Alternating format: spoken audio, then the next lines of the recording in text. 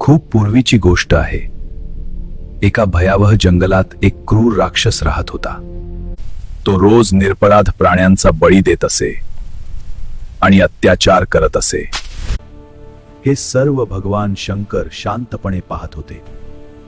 एक दिवस राक्षस निवांत बसून भोजन करत होता. तेवढ्यात आकाशातून महादेव प्रकट झाले. महादेवांनी त्याच्यावर अद्भुत जल ओतलं. क्षणातच राक्षसाचं शरीर सांगाड्यात बदललं.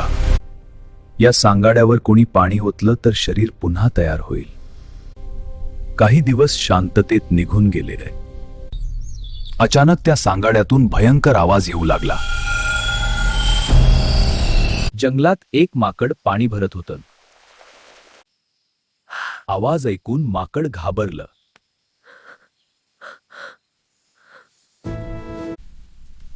त्या आवाजाच्या दिशेने हळूहळू पुढे गेला.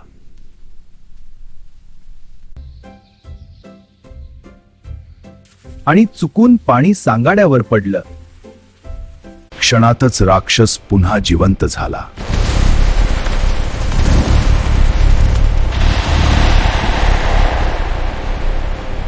राक्षस माकडाला मारायला धावला.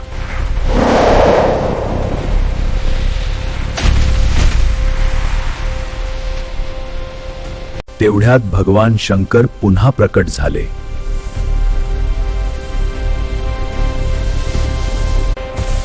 महादेवांच्या शक्तीने राक्षस दगडात बदलून गेला.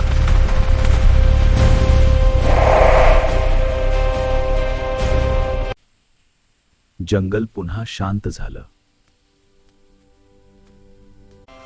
हर हर महादेव. जर तुम्ही महादेवाचे खरे भक्त असाल तर सबस्क्राइब करा.